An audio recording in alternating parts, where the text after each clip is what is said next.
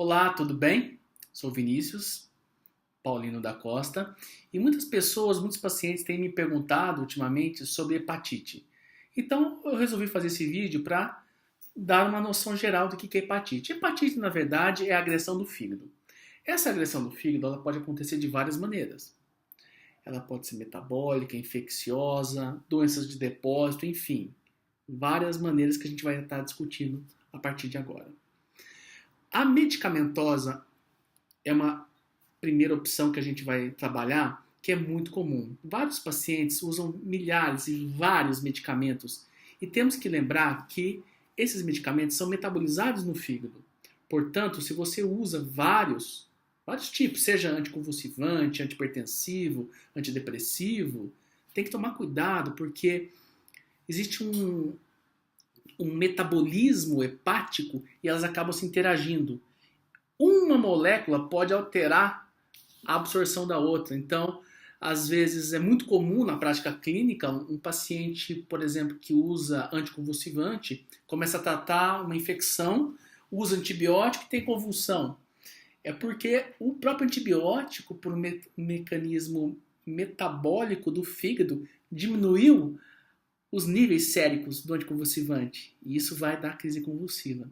Então tome cuidado com os medicamentos. Hepatite medicamentosa.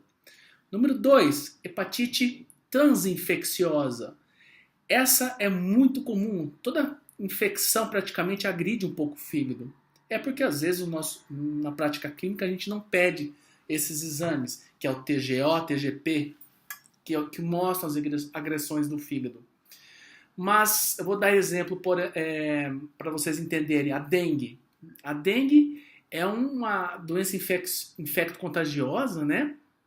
Transmitido pelo Aedes, que acaba dando uma hepatite assim bem importante. Mas ela é transinfecciosa, tá certo? Em teoria, a gente que acompanha os pacientes na UTI, paciente com pneumonia também faz uma hepatite transinfecciosa, enfim, muitos pacientes podem ter isso. Agora, existem especificamente as hepatites virais, que é a hepatite A, hepatite B, hepatite C. São vírus predominantemente hepatotóxicos. A hepatite A e E, a transmissão é oral-fecal.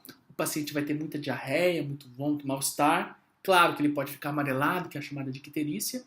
E a hepatite B e C, a transmissão a gente sabe que é sexual, contato com sangue, enfim, e até mesmo doença ocupacional, através de acidente pérfuros cortantes. Então a gente falou da medicamentosa, falamos da transinfecciosa, das hepatites virais, que também está dentro das infecciosas, né? Mas é um grupo à parte. Sabemos também que podemos ter hepatite por doenças de depósito, exemplo,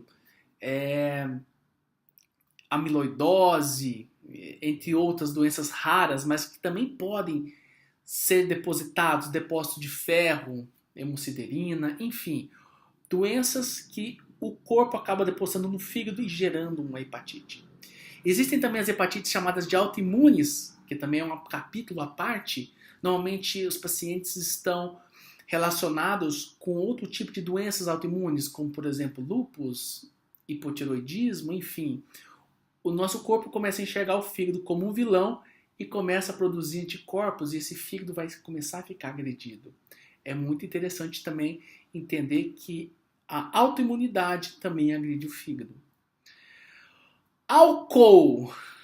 Com certeza o álcool das hepatites ela é muito, mas muito comum. Eu gosto de falar para os nossos pacientes que é preferível você ingerir álcool uma vez na semana do que um pouquinho cada vez ao dia, porque o fígado demora em torno de 2 a 3 dias para metabolizar o álcool. Se você todo dia agride o seu fígado, ele não vai ter tempo de regenerar, tá certo? E ele vai acabar dando ao longo do tempo a chamada cirrose. Agora eu gostaria de deixar por último a epidemia que a gente tem encontrado nas pessoas na prática clínica, que aumentou muito nos Estados Unidos e aqui no Brasil também, a chamada esteatohepatite não alcoólica, que é na verdade uma hepatite metabólica. O que ocorre? as pessoas não estão se alimentando direito, as pessoas não estão tendo comportamentos saudáveis e isso acaba influenciando nos níveis lipídicos, seja do triglicérides, do colesterol.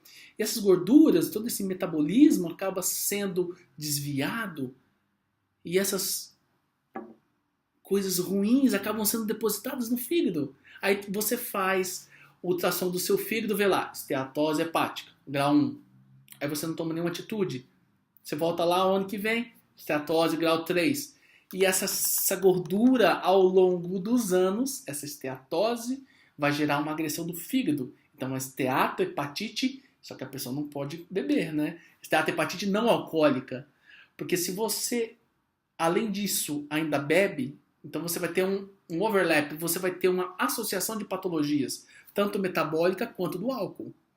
Então, um dos principais tratamentos dessa esteatohepatite não alcoólica é mudança de hábito comportamental, nutricional, alguns estudos mostrando o uso de vitamina E, alguns medicamentos como Simalon, que é para o fígado, mas enfim, se você não mudar o comportamento, não adianta nenhum medicamento.